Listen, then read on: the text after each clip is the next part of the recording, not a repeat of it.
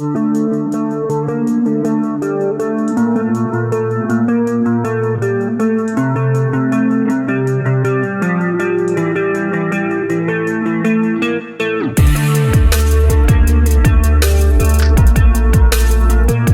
2024, près de 3500 personnes ont perdu la vie sur les routes de France et plus de 230 000 ont été blessées. Quel est le rôle des sapeurs-pompiers en cas d'accident ? Pour en savoir plus, nous recevons le commandant Frédéric Tisserand, chef de groupement au SDIS 71, le service départemental d'incendie et de secours. Bonjour commandant. Bonjour. La route est la première cause de mortalité pour les 15-24 ans. Pouvez-vous nous donner des exemples d'accidents sur lesquels vous pouvez être amené à intervenir ?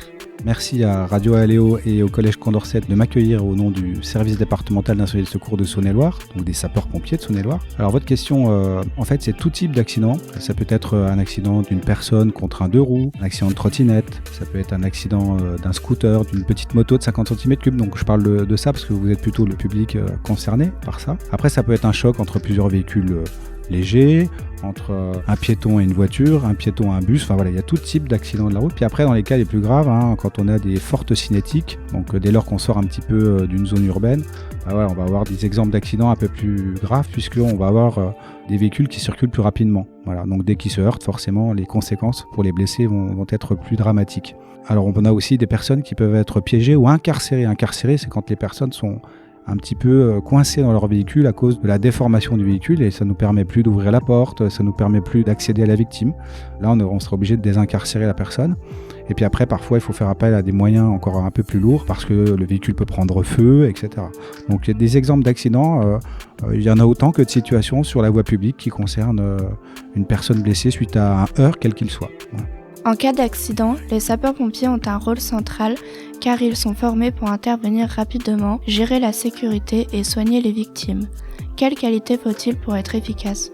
Alors la qualité peut-être première, c'est d'être formé en fait pour pouvoir intervenir dans de bonnes conditions et porter secours avec professionnalisme. Mais c'est aussi disposer, comme chaque sapeur-pompier, mais on n'est pas les seuls, de valeur en fait. La valeur première, c'est d'avoir envie de porter secours aux autres et c'est accessible à tout le monde. D'ailleurs, je vous passe le message. Alors les qualités, bien, c'est de se former pour réaliser les gestes salvateurs de secourisme pour lesquels parfois un geste assez simple peut sauver la vie. Ne serait-ce que maintenir une tête dans une position neutre dans un véhicule avant qu'on puisse la sortir, ça peut lui sauver la vie parce qu'elle a peut-être une rupture des cervicales. Donc pour se protéger de tout ça, on fait des gestes simples qui sont salvateurs en attendant l'arrivée du SAMU, du médecin du SAMU qui lui va médicaliser la victime. Ça, c'est la première des qualités, c'est d'être efficace par le biais de la formation, d'accord ? Le deuxième, c'est de savoir travailler en équipe. Nous, il n'y a pas un pompier qui travaille tout seul. On sait travailler qu'à plusieurs et pour ça, on est organisé.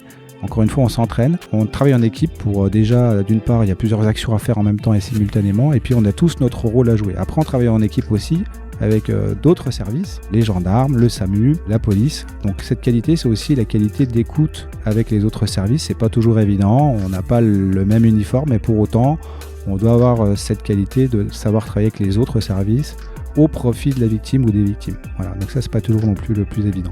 Les pompiers vont baliser et protéger le lieu de l'accident pour éviter un suraccident. Quels sont les endroits les plus compliqués à sécuriser ?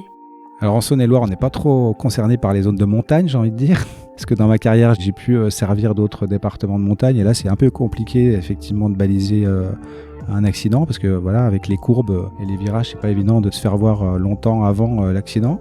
Alors nous, on a ce rôle, effectivement, de baliser ou de sécuriser un accident avant la venue des services qui sont dédiés à cela. Par exemple, sur l'autoroute, on va baliser un peu avant l'arrivée des patrouilleurs, par exemple, ou des grosses flèches, vous voyez, sur autoroute. Bon, là, il faut un petit peu de temps. Donc on balise au début pour se protéger, parce qu'on arrive les premiers. Puis après, c'est vraiment les professionnels du balisage qui viennent prendre le relais. Quand on est sur des routes départementales ou nationales, on a des services des routes et puis nous, on a nos collègues gendarmes ou policiers qui vont aussi nous sécuriser en complément de nos dispositifs pour éviter le suraccident. Alors la zone pour moi la plus difficile à sécuriser, je dirais que sur autoroute c'est difficile au début parce que les gens roulent très très vite, mais dès que le balisage est mis en place, on n'est pas encore en totale sécurité, mais on est quand même bien protégé, on est bien visible sur la route.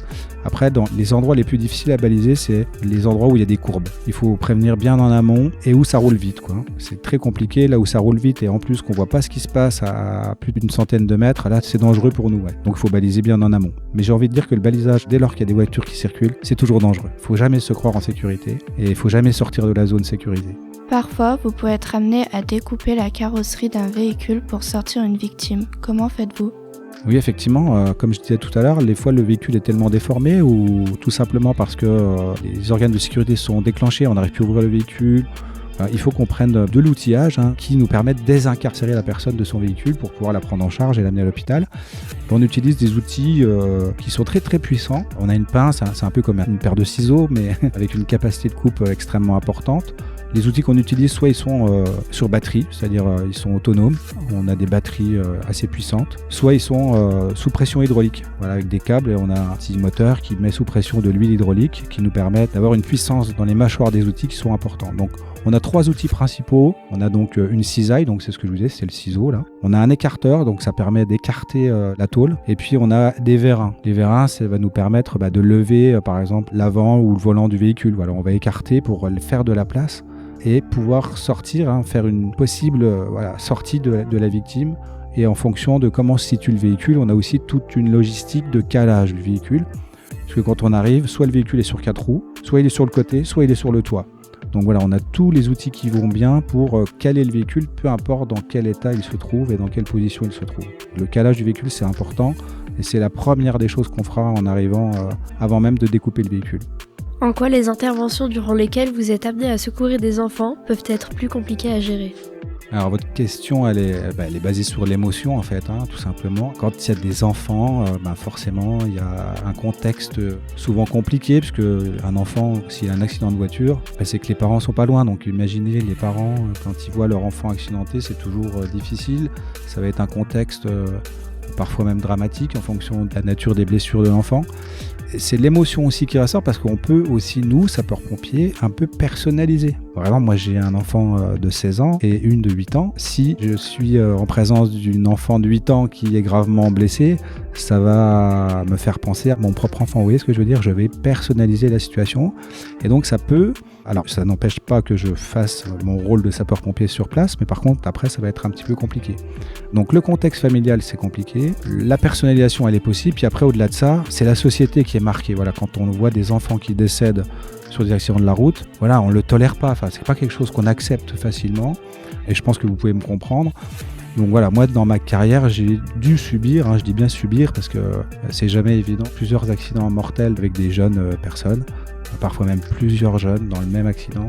Donc c'est toujours des situations qui marquent, pour lesquelles, même si on est préparé, ça reste quand même des situations toujours émotionnellement difficiles à vivre. Quand on voit les parents qui arrivent et qui sont en larmes, il faut les réconforter.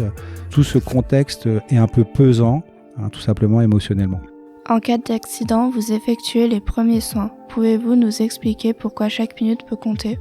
Dans le jargon du secourisme, on dit que lorsqu'on a un arrêt cardiaque, toutes les minutes qui passent, c'est 10% de chance de survie en moins. Voilà, si on n'est pas massé ou si on n'a pas un appareil, ce qu'on appelle les défibrillateurs, qui permet de remettre le cœur en route, j'ai envie de dire ça comme ça pour vulgariser. Donc chaque minute compte pour cette raison-là, d'une part. Mais sur un accident de la route, il y a beaucoup d'autres raisons. La première, c'est que chaque minute qui passe, c'est peut-être un suraccident qui va être provoqué. Ça compte aussi parce qu'au-delà de l'arrêt cardiaque, il peut y avoir d'autres traumatismes violents. Quand on est sur un accident de la route important, un cinétique rapide, on a des chocs internes. D'accord ? Votre cerveau, les organes vitaux ont été frappés. Et donc, il faut impérativement qu'on s'assure au plus vite, donc chaque minute compte, que tout va bien. Et puis après, il y a peut-être des gens qui sont aussi victimes d'hémorragie.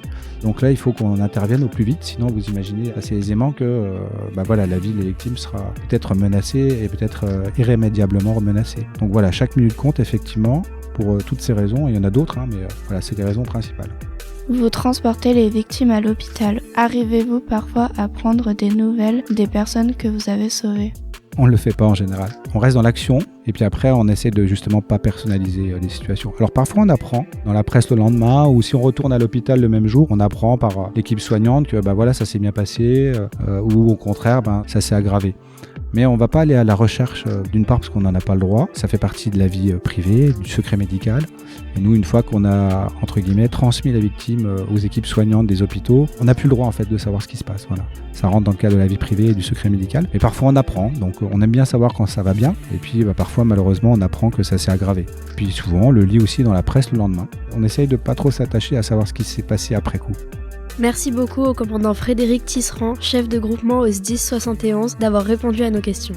Cette émission a été réalisée par des élèves du collège Condorcet de la Chapelle de Guinchay en atelier scolaire avec Radio Aléo dans le cadre d'un partenariat avec la préfecture de Saône-et-Loire. Vous pouvez retrouver toutes les émissions sur le site radioaléo.fr.